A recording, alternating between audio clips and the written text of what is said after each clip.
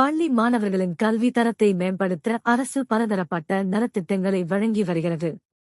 அந்த வகையில் இந்திய அரசியலமைப்பு சட்டத்தின் 21 பிரிவின் கீழ் கல்வி உரிமைச் சட்டம் ரைட் டு எஜுகேஷன் ஆக்ட் ஆனது 2010ஆம் ஆண்டு அமல்படுத்தப்பட்டது.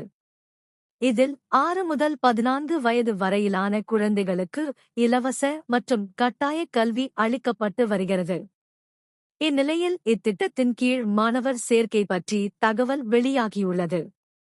அதாவது, தனியார் பள்ளிகள் இயக்குனர் எம்.உ. பழனிசாமி அனைத்து மாவட்ட முதன்மை கல்வி அதிகாரிகளுக்கு அனுப்பியுள்ள சுற்றறிக்கையில் கூறியுள்ளதாவது: இலவச கட்டாய கல்வி உரிமை சட்டத்தின்படி தனியார் சுயநிதி பள்ளிகளில் வாய்ப்பு மறுக்கப்பட்ட நலிவடைந்த பிரிவினரின் குழந்தைகளுக்கு எல்கேஜி மற்றும் 1ஆம் வகுப்பில் 25% இட ஒதுக்கீடு வழங்கப்பட வேண்டும் என்றும், மாணவர் சேர்க்கை பணிகளை மே 29ஆம் தேதிக்குள் முடிக்க வேண்டும் என்று அறிவுறுத்தப்பட்டுள்ளது.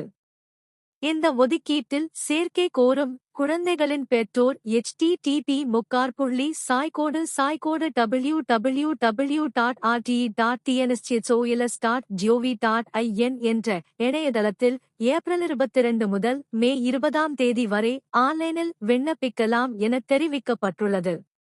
மேலும் எல்கேஜி வகுப்புக்கு விண்ணப்பிக்கும் குழந்தைகள் ஆகஸ்ட் 1, 2020 முதல் ஜூலை 31, 2021 தேதிக்குள்ளும், 1ஆம் வகுப்புக்கு விண்ணப்பிக்கும் குழந்தைகள் ஆகஸ்ட் 1, 2018 முதல் ஜூலை 31, 2019 தேதிக்குள்ளும் பிறந்திருக்க வேண்டும் என தெரிவிக்கப்பட்டுள்ளது.